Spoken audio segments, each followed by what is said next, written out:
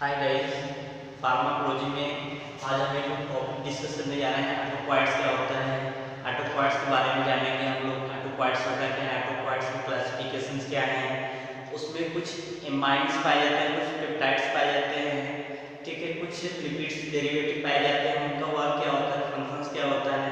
चलिए let's now start करते हैं ऑटोक्वाइट्स से। ऑटोक्वाइट्स क्या होता है। ऑटोक्वाइट्स ऐसे सब्सटेंस होंगे जो क्या करते हैं, सेल्फ हीलिंग का काम करते हैं, ठीक है। वो क्या करते हैं, कोई बॉडी में रिलीज करते हैं और खुद बॉडी को क्या करते हैं, फार्माकोलॉजिकल एक्शन प्रोड्यूस करते हैं, ठीक है। ऑटोक्वाइट्स का जो टर्म लिया गया था वो किससे लिया गया था, ग्रीक वर्ड से लिया गया था। ग्रीक वर्ड से लिया गया था। ग्रीक वर्ड में इसकी टू मीनिंग बताई गई, एक होता है ऑटो, एक होता है एक्वोज। ऑटो मींस होता है सेल्फ और एक्वोज मींस होता है self healing substance. Self healing substance, कुछ ऐसे सब्सटेंस होंगे जो क्या करेंगे, सेल्फ हीलिंग का काम करेंगे बॉडी में और कुछ बायोलॉजिकल इफेक्ट भी प्रोड्यूस करेंगे, ठीक है। क्लासिफिकेशन क्या होता है ऑटोक्वाइट्स का, क्लासिफिकेशन क्या है, क्लासिफिकेशन ऑफ ऑटोक्वाइट्स थ्री पार्ट्स में डिवाइड किया गया है। पहला है पेप्टाइड, दूसरा है लिपिड डेरिवेटिव्स, तीसरा है हिस्टामिन एमाइन डेरिवेटिव्स। सॉरी, ठीक है, पेप्टाइड, लिपिड्स और एमाइन होते हैं। पेप्टाइड्स में ब्रेडिकाइनिन आते हैं, थैलिडिन आते हैं और एंजियोटेंसिन आते हैं। कौन कौन से आते हैं, ब्रेडिकाइनिन, दूसरा है थैलिडिन, तीसरा है एंजियोटेंसिन, ठीक है। उसी तरीके से लिपिड ऑटोक्वाइट्स में क्या आएंगे, प्रोस्टाग्लैंडिन, क्या होंगे, हमने शॉर्ट फॉर्म में लिखा था प्रोस्टाग्लैंडिन, पीजी लिखा था प्रोस्टाग्लैंडिन। दूसरा है ईएलटी, शॉर्ट फॉर्म में हमने लिख दिया, यहाँ पे लिख दे रहे हैं ल्यूकोट्राइन्स, क्या होते हैं, ल्यूकोट्राइन्स होते हैं। और थर्ड एक और होता है प्लेटलेट्स, ठीक है। उसी तरीके से एमाइनो ऑटोक्वाइट्स होते हैं, कुछ एमाइनो ऑटोक्वाइट्स होते हैं, इनका भी दो अलग अलग फर्दर क्लासिफाइड किया गया है। पहला है हिस्टामिन और दूसरा है 5-HT, में शॉर्ट फॉर्म में रख दिया है 5-HT को और क्या बोलते हैं, 5-हाइड्रोक्सी ट्रिप्टामीन। क्या होता है, 5-हाइड्रोक्सी ट्रिप्टामीन। इसी को एक और टर्म से जानते हैं जिसे हम बोलते हैं सेरोटोनिन। सेरोटोनिन 5-हाइड्रोक्सीट्रिप्टामीन को और हम क्या बोलते हैं, सेरोटोनिन बोलते हैं। चलिए सबसे पहले हम स्टार्ट करते हैं नाउ हिस्टामिन से। हिस्टामिन की रिलीजिंग कहाँ पे होती है, किस पार्ट्स में होते हैं, कितने रिसेप्टर्स पे बाइंड करते हैं, ठीक है।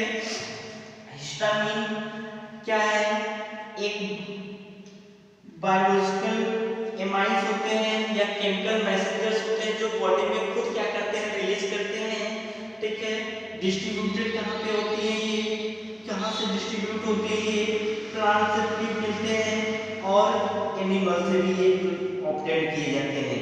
एनिमल से भी ये क्या करते हैं, ऑब्टेन किए जाते हैं, कौन, हिस्टामिन है, ठीक है। बायोलॉजिकल एमाइन्स का काम करता है, ये केमिकल मैसेंजर्स का काम करता है पूरे बॉडी में। ये क्या करता है, केमिकल मैसेंजर्स का काम करता है। सिंथेसिस कहाँ पे होती है इसकी, सिंथेसिस कहाँ पे होती है, सिंथेसिस कहाँ पे होती है, ये सिंथेसिस जो होती है वो मस्त सेल में होती है। कहाँ पे होती है, मस्त सेल में होती है। और ये मस्त सेल से पहले ये क्या करता है, हिस्टिडीन फॉर्म में रिलीज करता है। किस फॉर्म में, हिस्टिडीन फॉर्म में रिलीज करेगा, हिस्टिडीन। और हिस्टिडीन डीकार्बोक्सिलेज की प्रेजेंस में, हिस्टिडीन डीकार्बोक्सिलेज एंजाइम्स की प्रेजेंस में, डीकार्बोक्सिलेज एंजाइम्स की प्रेजेंस में ये क्या करता है, बनाता है हिस्टामिन का फॉर्मेशन करता है, ठीक है। कहाँ पे ये करता है, मस्त सेल में बनाता है।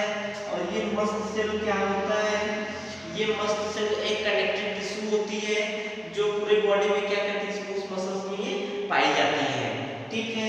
वहां पे हिस्टिडीन होती है, ये हिस्टिडीन बहुत सारे प्रोटीन कार्बोहाइड्रेट से मिलकर के हिस्टिडीन बनाएंगे और हिस्टिडीन डीकार्बोक्सिलेज एंजाइम्स की प्रेजेंस में ये क्या बनाते हैं, हिस्टामिन का फॉर्मेशन करते हैं, ठीक है। पे किस पार्ट्स में पाए जाएंगे, किस किस पार्ट्स में पाए जाएंगे? एक तो हमने पहले बताया मस्तिष्क में भी पाए जाएंगे, ठीक है। उसके बाद इंटेस्टाइन में भी पाए जाएंगे, ये इंटेस्टाइन में भी पाए जाएंगे, स्मूथ मसल्स में भी पाए जाएंगे, स्मूथ मसल्स में भी ये पाए जाएंगे, ठीक है। और उसी तरीके से ये और भी अलग अलग पार्ट्स में क्या करते हैं, पाए जाते हैं। ब्रेन में भी पाई जाती हैं। इसके 3 रिसेप्टर्स पे बाइंड करते हैं। 3 रिसेप्टर्स होते हैं हिस्टामिन के, 3 रिसेप्टर्स होते हैं। एक होता है H1 रिसेप्टर्स, H1 रिसेप्टर्स, एक होता है H2 रिसेप्टर्स, एक होता है H3 रिसेप्टर्स। ये 3 रिसेप्टर्स पाए जाते हैं। हिस्टामिन 3 रिसेप्टर्स पे बाइंड करता है। अगर H1 रिसेप्टर्स पे ये बाइंड करता है तो ये स्मूथ मसल्स पे बाइंड करेगा। इस पे स्मूथ मसल्स पे बाइंड करेगा। दूसरा क्या होगा, दूसरा क्या होगा, इंटेस्टाइनल के में भी ये पाए जाते हैं। तो इंटेस्टाइनल में भी H2 रिसेप्टर्स होते हैं। इंटेस्टाइनल के लिए भी होगा, इंटेस्टाइनल के लिए भी वर्क करेगा। और एक होता है H3 जो क्या करती है, हमारे ब्रेन में पाई जाती है। ब्रेन में पाई जाती है। कुछ ऐसी ड्रग होती है, हिस्टामिन क्या करता है कि ट्रिपल बी को या एंटी हिस्टामिनिक की ड्रग क्या करती है, H3 को ट्रिपल बी को क्रॉस नहीं कर पाती है, ट्रिपल बी को क्रॉस नहीं कर पाती, इसलिए क्या करते हैं उनको H3 ये क्या करती है, ब्रेन में रिलीज करेगी और ब्रेन में क्या करती है, एक्शन शो करती है। ये कहाँ पे पाया जाएगा, ब्रेन में पाया जाता है। H3 रिसेप्टर्स कहाँ पे पाए जाएंगे, ब्रेन में पाए जाएंगे। फिर हम नेक्स्ट पढ़ते हैं फार्माकोलॉजिकल एक्शन क्या होता है। हिस्टामिन क्या अगर रिलीज कर रहा है बॉडी में तो क्या क्या फार्माकोलॉजिकल एक्शंस हो सकते हैं। पहला क्या होगा, ब्लड वेसल्स होते हैं। पहला तो क्या रहेगा, ब्लड वेसल्स पे भी एक्शन करेगा। अगर एनिमल्स में ये काम कर रहा है, एनिमल्स पे अगर ये एक्शन शो कर रहा है एनिमल्स पे, तो ये क्या करता है, जैसे एनिमल्स पे रैबिट हो गया, रैट हो गया, रैट और रैबिट, इनमें ये क्या करता है, वैसोकंस्ट्रिक्शन का काम करता है। जो ब्लड वेसल्स इसमें एनिमल्स में रैट और रैबिट में पाए जाएंगे उसको ये क्या करेगा, वैसोडाइलेटर्स का काम करता है। वैसोडाइलेटर्स लेकिन अगर ह्यूमन बीइंग में हिस्टामिन रिलीज कर रहा है तो वहां की जो ह्यूमंस में ये क्या करेगा, ह्यूमंस में ये क्या करता है, जस्ट इसका अपोजिट एक्शन करता है। कैसे करेगा, ये कंस्ट्रिक्शन का काम करेगा, कंस्ट्रिक्शन का काम करता है। कौन, हिस्टामिन में। अगर ब्लड वेसल्स में एनिमल्स की बात करेंगे, रैट और रैबिट की वैसोडाइलेशन का काम करेगा, लेकिन ह्यूमन बीइंग्स में ये क्या करता है, वैसोकंस्ट्रिक्शन का काम करेगा, ठीक है। वैसोडाइलेटर्स का यहाँ पे काम कंस्ट्रिक्शन का होता है। जस्ट अपोजिट, ठीक है, वैसो कंस्ट्रिक्शन का काम करेगा। और ह्यूमन में जो ब्लड वेसल्स होंगे उसको क्या करेगा, वैसोडाइलेटर्स का काम करेगा, वैसोडाइलेटर्स का काम करेगा। ब्लड प्रेशर में क्या करता है, ये ब्लड प्रेशर को भी ये क्या करेगा, ह्यूमंस में ब्लड प्रेशर में ह्यूमंस को ये क्या करता है, ब्लड प्रेशर में उसकी बीपी को ये क्या करता है, फॉल कर देता है, बीपी को ये फॉल कर देता है। स्मूथ मसल्स में ये क्या करता है, स्मूथ मसल्स में इसका वर्क क्या है, स्मूथ मसल्स को ये कॉन्ट्रैक्ट कर देता है। क्या करेगा, स्मूथ मसल्स को ये क्या करेगा, कॉन्ट्रैक्ट कर देता है, ठीक है, कॉन्ट्रैक्ट कर देता है, कॉन्ट्रैक्शन को क्या करता है, बढ़ा देता है, ठीक है। इसका प्रिपरेशन और डोज हम देख लेते हैं। अगर इन केस हमने यहाँ से ऑब्टेन किया प्लांट से, एनिमल से क्या किया, एनिमल को हमने फिर इंजेक्ट करना होगा ह्यूमन ब्लड से, तो प्रिपरेशन और एंड डोज क्या होंगे इसके, हिस्टामिन एसिड फास्फेट को 0.5 to 1 mg बाय सबक्यूटेनियस देते हैं। कैसे देते हैं, सबक्यूटेनियस देते हैं बाय इंजेक्शनल रोड, ठीक है। यूज क्या है, यूज इसका क्या है, इसका कोई थेराप्यूटिक यूज नहीं होता है, लिख लीजिएगा not therapeutic use, therapeutic use, but किसमें यूज किया जाएगा, बट ये क्या करता है कि डायग्नोसिस पर्पज के लिए यूज करते हैं। कैसे डायग्नोसिस पर्पज के लिए करते हैं, जैसे क्या है कि लेप्रोसी हो गया और गैस्ट्रिक सिक्रीशन है, डायग्नोसिस में यूज करेंगे, डायग्नोसिस के लिए यूज करते हैं। ट्रीटमेंट के लिए हम थेराप्यूटिक यूज इसका कोई नहीं है, लेकिन डायग्नोसिस पर्पज के लिए हम यूज करते हैं। डायग्नोसिस पर्पज में कैसा होगा, गैस्ट्रिक सिक्रीशन होगा, गैस्ट्रिक सिक्रीशन होगा और क्या होगा, लेप्रोसी के लिए, ठीक है।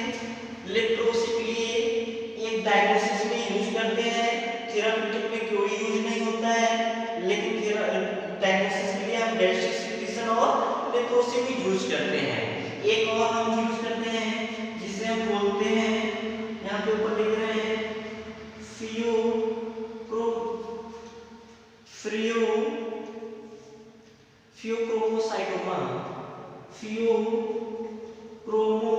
फियोक्रोमोसाइटोमा। ये क्या करता है, एड्रिनल ग्लैंड्स में इफिनेफ्रिन और नॉन इफिनेफ्रिन का ये क्या करता है, बहुत तेजी से रिलीजिंग करता है। एक ये क्या करता है, छोटा छोटा ग्लैंड्स बना लेता है, गांठ बना लेता है, जिससे हम वहाँ पे ट्रीटमेंट के लिए हम उसको डायग्नोस करने के लिए हम क्या करते हैं, हिस्टामिन को इंजेक्ट करते हैं, ठीक है। नेक्स्ट स्टार्ट करते हैं हम।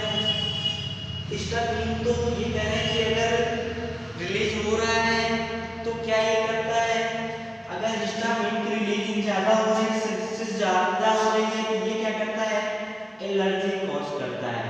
क्या कॉज करता है, एलर्जी कॉज करता है। जब हिस्टामिन अगर ज्यादा रिलीज होगा तो, ठीक है, ज्यादा रिलीज होगा हिस्टामिन तो ये क्या करेगा, एलर्जी कॉज करता है। लेकिन एंटीहिस्टामिनिक ड्रग क्या करती है, सेम उसी का जस्ट एंटागोनाइज एक्शन शो करता है, उसका जस्ट क्या करता है, एंटागोनाइज एक्शन शो करता है, जिसको हम क्या बोलते हैं, एंटीहिस्टामिनिक बोलते हैं। एंटीहिस्टामिनिक क्या होता है, एंटीहिस्टामिनिक क्या होता है, एंटीहिस्टामिनिक का जो मेन काम होता है वो मेनली यूज्ड एलर्जिक डिसऑर्डर है। कैसा डिसऑर्डर होगा, एलर्जिक डिसऑर्डर्स, एलर्जिक डिसऑर्डर्स के लिए यूज करते हैं हम एंटीहिस्टामिनिक का।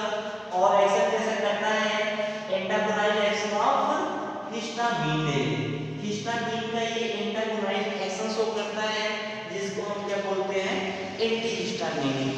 क्लासिफिकेशन देख लेते हैं एंटीहिस्टामिनिक में, एंटीहिस्टामिनिक में क्लासिफिकेशन देख लेते हैं। दो फर्दर क्लासिफाइड किया गया है, एक होता है फर्स्ट जनरेशन की ड्रग, दूसरा क्या है, सेकंड जनरेशन की ड्रग, ठीक है। फर्स्ट जनरेशन की ड्रग और सेकंड जनरेशन की ड्रग। फर्स्ट जनरेशन में ये सीनस को डिक्रीज करता है, पहली बार तो ये क्या है, सीनस को डिक्रीज करता है, ठीक है। फर्स्ट जनरेशन की जो ड्रग आई थी वो कह रहे थे सीनस को सिडेटिव में या सीनस को डिक्रीज करेंगे, लो सिडेटिव ड्रग होंगी, इसको हम फर्दर क्लासिफाइड किया गया फर्स्ट जनरेशन को low sedative, moderately sedative and high sedative से।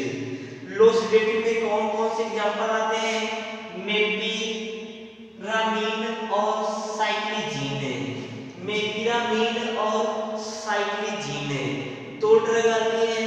दूसरे में क्या है, मॉडरेटली सिडेटिव जो इंटरमीडिएट एक्शन कर रहा हो, ठीक है, उसको उसमें कौन कौन से ड्रग आते हैं, फेनिरामीन आता है, बकलीजीन आता है, बकलीजीन आता है और एक आता है मेक्लीजीन, ठीक है। बकलीजीन और मेक्लीजीन दो ड्रग आती हैं, दो ड्रग आती हैं। तीसरे में क्या है, कुछ ऐसी ड्रग होंगी जो बहुत ही हाईली इफेक्टिव शो करेंगी सिडेटिव, उसमें एग्जांपल क्या है, डाइफेनहाइड्रामीन, डाइफेनहाइड्रामीन और प्रोमेथाजीन, ठीक है। उसी तरीके से सेकेंड जनरेशन में कौन कौन सी ड्रग आती है, टरफेनाडिन और सिट्रीजीन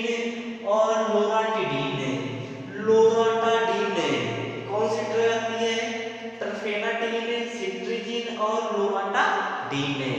ठीक है, इसका हम फार्माकोलॉजिकल देख लेते हैं। फार्माकोलॉजिकल क्या है? फार्माकोलॉजिकल क्या है? पहला तो ये क्या करेगा? पहला तो ये क्या करता है? जनरल इफेक्ट शो करता है। जनरल इफेक्ट शो करता है। जनरल इफेक्ट शो करेगा। जनरल इफेक्ट्स में पेन, जो मसल्स में पेन हो रही है उस पेन को ये क्या करता है? पेन को रिलीव करता है। पेन को ये क्या करेगा? Pain muscles relieve. दूसरा ये तो जनरल इफेक्ट्स बता रहे हैं, ये जो मसल्स में पेन हो रही है उनको भी ये क्या करता है? रिलीज करता है। दूसरा क्या है? दूसरा क्या है? फार्माकोलॉजिकल एक्शन शो करेगा। सिडेटिव का काम करेगा। सिडेटिव का भी काम करेगा। सिडेटिव में अगर काम करेगा तो सीनस को ये क्या करेगा? डिप्रेस करेगा। सीनस को क्या करेगा? डिप्रेस करेगा। Depressed sinus. और ये क्या करेगा? सप्रेस करता है मोशन सिकनेस को भी। मोशन सिकनेस को ये क्या करता है? सप्रेस करता है। और मोशन सिकनेस को ये क्या करेगा? सप्रेस करेगा। मोशन सिकनेस में वोमिटिंग आएगा और वोमिटिंग को भी क्या करेगा? ये प्रिवेंट करता है। दूसरा क्या है? हार्ट को भी क्या करता है? सप्रेस करता है। हार्ट को भी क्या करता है? सप्रेस करता है। सप्रेस करेगा, जिसकी वजह से जो फाइब्रिलेशन होता है, जो क्लॉटिंग हो रही है उस क्लॉटिंग को भी ये क्या करता है? दूर करता है। ठीक है, तीसरा क्या है? चौथा क्या है? नेक्स्ट है dryness of secretion. Drying of secretion. और ये काम क्या करेगा? माउथ के सिक्रीशन में जो सिक्रीशन हो रहा था उसको ये क्या करेगा? ड्राइनेस कर देता है। माउथ में जो स्लाइटली सिक्रीशन हो रहा था उस सिक्रीशन को ये क्या करेगा? सप्रेस कर देगा। ठीक है, माउथ सिक्रीशन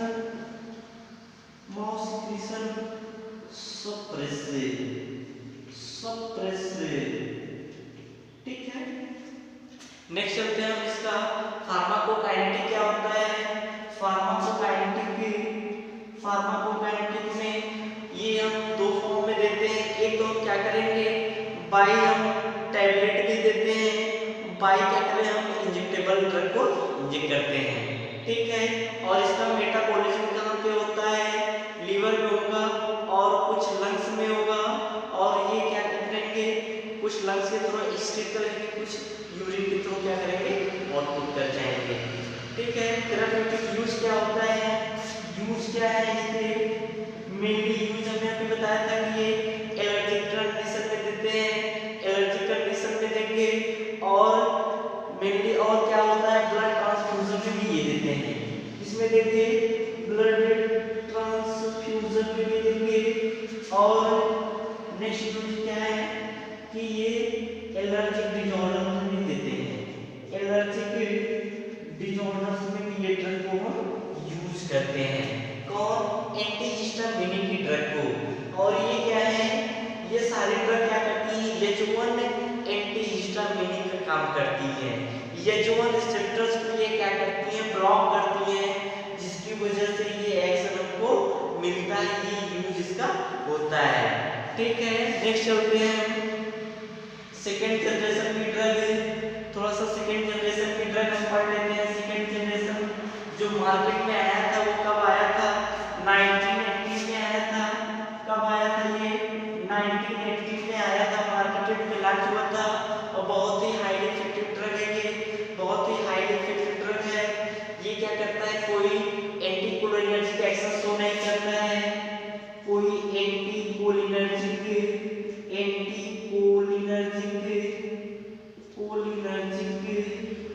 इफेक्ट्स शो नहीं करेगा। कोई इफेक्ट शो नहीं करेगा।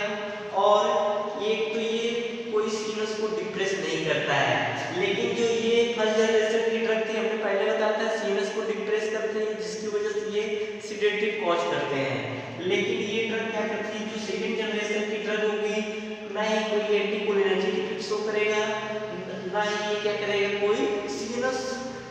करेगा। नो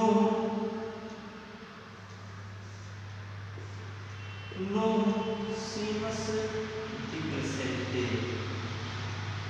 रिप्रेजेंटेटिव, ठीक है। और ये काम क्या होता है, सबसे पहला काम इसका ये है कि ये एडिशनल एंटी एलर्जिक ड्रग होती है। एडिशनल एंटी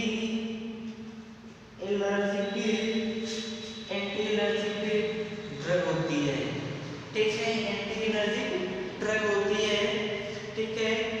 इसके और जो ड्रग आती है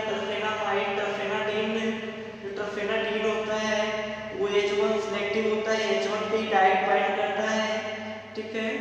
सिट्रीजिन भी क्या करता है, ये भी क्या करता है, H1 रिसेप्टर पे बाइंड करता है। इसका थोड़ा सा मैकेनिज्म देख लेते हैं। मैकेनिज्म क्या है कि कोई ये रिसेप्टर्स है, जिसे हम बोलते हैं H1 रिसेप्टर्स,